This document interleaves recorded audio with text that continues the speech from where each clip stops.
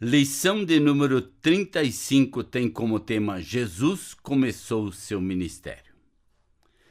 Se João Batista viesse até nossa cidade e pregasse uma mensagem de arrependimento, vocês acham que alguém o ouviria? Você e eu ouviríamos? Quem precisa de arrependimento? João pregou fielmente a mensagem de Deus a fim de preparar as pessoas para confiarem no Salvador Jesus. Algumas pessoas mudaram de pensamento quanto a si mesmos e quanto a seus pecados. Elas sabiam que precisavam de um Salvador para livrá-las do castigo por seus pecados. Estavam esperando atentas pelo início do ministério do Salvador. Já outros, como os fariseus, confiavam em si mesmos e achavam que eram bons o suficiente para aceitos por Deus. Nós podemos compará-los com as pessoas de hoje que se dizem religiosas e que até vão à igreja, mas que estão confiando em suas obras para salvá-los do castigo eterno. Na verdade, elas não acreditam em Deus quando Ele diz em sua palavra que não há nada que possamos fazer para nos tornarmos aceitáveis a Ele. O rei Herodes, que tinha uma vida muito pecaminosa, não gostava de algumas coisas que João falava. Herodes colocou João na prisão e finalmente matou-o. Em Marcos 1, 14 e 15 está escrito: depois que João foi preso, Jesus foi para a Galileia proclamando as boas novas de Deus. O tempo é chegado, dizia ele. O reino de Deus está próximo, arrependam-se e creiam nas boas novas. Antes de morrer, João tinha terminado a sua obra de preparar o caminho para o Senhor. Havia chegado a hora de Jesus começar a ensinar. Jesus tinha agora cerca de 30 anos. Ele começou a ensinar as pessoas, ordenando-lhes que mudassem suas atitudes. Concordassem com Deus que eram pecadores e incapazes de se salvar. Acreditassem nas boas novas que Ele tinha vindo contar-lhes. Se não acreditarmos em Deus, não podemos agradá-lo e não seremos aceitos por Ele, pois Hebreus 11:6 diz que, sem fé, é impossível agradar a Deus. Por que Abel foi aceito por Deus? Foi que Abel não era pecador? Não. Foi porque ele cria nas palavras de Deus e confiava nele. Quando o Senhor disse a Noé que construísse a arca porque ele iria destruir a terra, Noé creu em Deus e o Senhor o salvou, juntamente com sua família. Deus disse a Abrão que saísse do seu próprio país e fosse para um país que o Senhor prometeu mostrar-lhe. Abrão creu no Senhor e o Senhor o levou à terra de Canaã. Moisés confiou no Senhor e disse aos israelitas que passassem sangue nos umbrais e na verga das suas casas. O Senhor os protegeu do anjo da morte. Josué e Caleb creram que Deus lhes daria a terra de Canaã, apesar de haver gigantes na terra. Eles foram os únicos daquela geração de israelitas a entrar na terra prometida. Se você quer ser aceito por Deus, precisa crer nele e confiar que ele diz na Bíblia. A palavra evangelho significa boas novas. Jesus dizia às pessoas que elas tinham de concordar com Deus e crer nas boas novas porque o reino de Deus na terra estava para começar. Satanás tornou-se o príncipe deste mundo quando Adão desobedeceu a Deus e o seguiu. Porque Deus é amoroso, misericordioso e bondoso para com os pecadores. Ele enviou Jesus ao mundo para derrotar Satanás e libertar as pessoas de sua influência. Todos nós que já nascemos debaixo da influência de Satanás. Jesus disse que o único modo de alguém escapar do controle de Satanás é concordar com Deus e crer nas suas boas novas.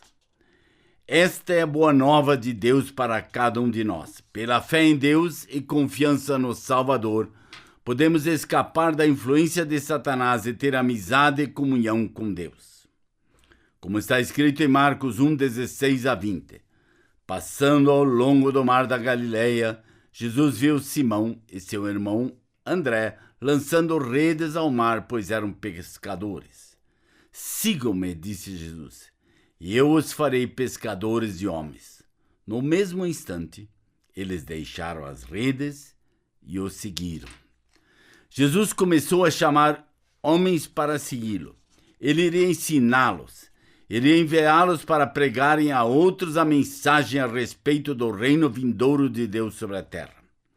Quando Jesus disse que os faria pescadores de homens, estava falando que lhes ensinaria a levar homens a Deus, contando-lhes as boas novas. Em Marcos 1, 21 nos diz: chegaram a Cafarnaum e no sábado Jesus entrou na sinagoga e começou a ensinar. Como já mencionamos em uma lição anterior, os judeus se reuniam em lugares chamados sinagogas, nas cidades espalhadas por Israel e até nos países vizinhos. Nas sinagogas, os escritos de Moisés e dos profetas eram lidos e ensinados ao povo. Os judeus que viviam fora de Jerusalém iam ao templo somente nas festas importantes, assim como Deus o havia instruído através de Moisés. Em Marcos 1, 22 diz: as pessoas ficavam maravilhados com seu ensino, porque ele os ensinava como alguém que tem autoridade e não como os mestres da lei. As pessoas que ouviam Jesus falar ficavam surpresas com a autoridade com que ele explicava a palavra de Deus. Jesus ensinava de modo bem diferente dos escribas. Os escribas eram homens que faziam cópias do Velho Testamento. Eles também eram professores da palavra de Deus. A maior parte deles não tinha fé verdadeira em Deus, nem cria em sua palavra. Em vez disso, confiavam em suas boas obras e em seu suposto conhecimento da palavra de Deus para salvá-los. Conheciam sobre a palavra de Deus, mas, na verdade, não conheciam a Deus. Pelo fato de estarem confiando em seu próprio conhecimento e de não conhecerem a Deus, realmente não entendiam claramente a sua palavra. Assim, só podiam falar às pessoas o que eles achavam que a palavra de Deus queria dizer. Mas Jesus é Deus. Ele conhecia seu Pai e compreendia claramente a palavra de Deus. Quando Jesus ensinava, transmitia às pessoas exatamente o que Deus lhes dizia através dos escritos de Moisés e dos profetas. Em Marcos 1, 23 e 24 nos diz: na sinagoga deles havia um homem possesso de um espírito maligno que gritou: que queres de nós, Jesus de Nazaré? Vieste para nos destruir? Sei quem tu és, o Santo de Deus. Os demônios são anjos que há muito tempo se rebelaram contra Deus e seguiram Satanás. Eles gostam de possuir e de controlar os indivíduos que são influenciados por Satanás. Satanás e os demônios sabem que Jesus é Deus, seu Criador. Eles também sabem que Ele é santo. Sabem que Ele é perfeito e que odeia todo pecado. Esse demônio sabia que um dia seria lançado no lago de fogo e sabia que Jesus tinha poder para lançá-lo no fogo naquele instante. Como está escrito em Marcos 1, 25 e 26. Cale-se e saia dele, ordenou Jesus. O espírito impuro sacudiu o homem violentamente e saiu dele gritando alto.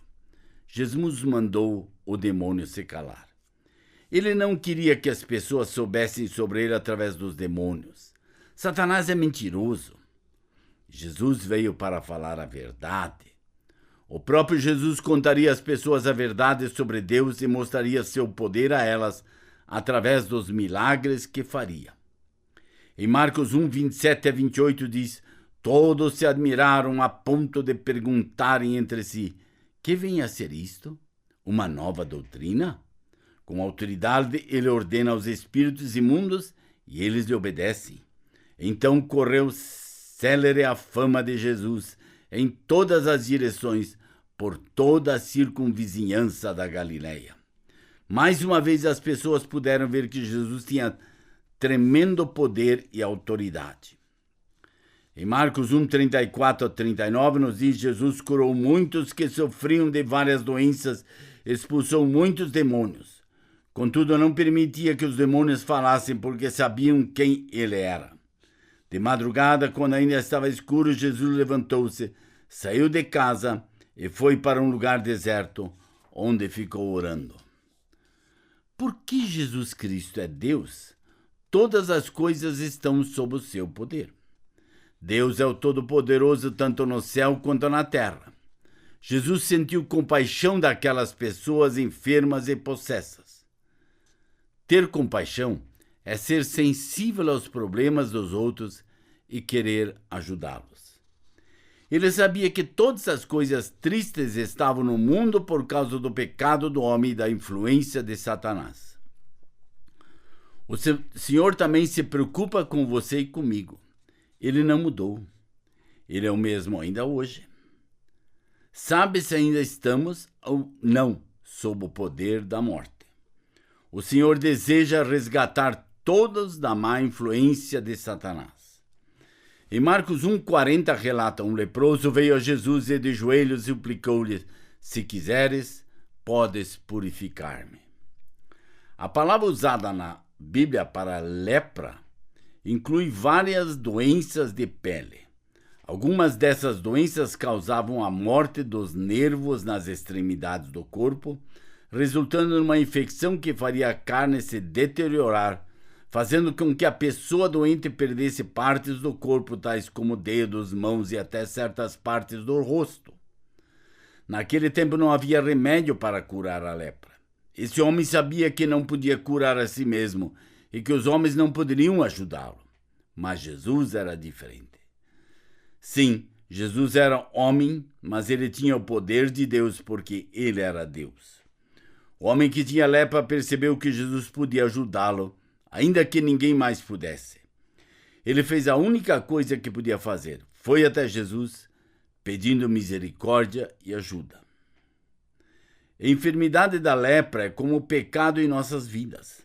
Não há meio de nos livrar do pecado. Deus odeia o pecado. Somente Jesus, o Salvador, pode ajudar-nos. Foi por isso que ele veio ao mundo. E a razão de estarmos estudando a mensagem de Deus é para que cada um de nós compreenda claramente o que Jesus fez para nos salvar de Satanás, do pecado e da morte. Em Marcos 1, 41 a 42 diz: cheio de compaixão, Jesus estendeu a mão, tocou nele e disse: quero, seja purificado. Imediatamente a lepra o deixou e ele foi purificado.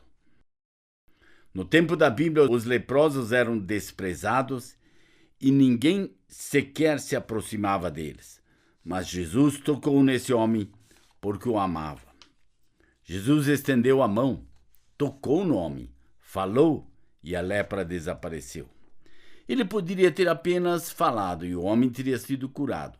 Ninguém ousaria tocar num leproso, mas Jesus o fez porque queria mostrar o grande amor de Deus por aquele homem. Nós todos podemos nos identificar com aquele leproso. Por causa dos nossos pecados, somos imundos aos olhos de Deus. Não há nada que possamos fazer por nós mesmos para remover a culpa e o castigo pelo pecado. Ninguém pode realmente nos ajudar. Podemos nos sentir rejeitados exatamente como o leproso.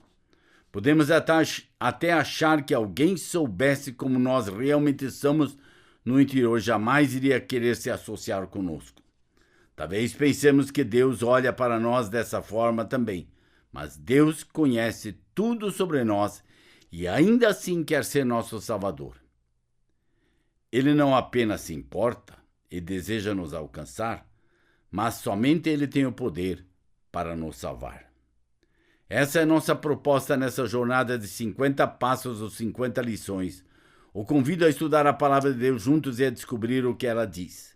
Conto você no nosso 36º passo dessa jornada ou na nossa 36ª lição. Até lá e muito obrigado por sua atenção.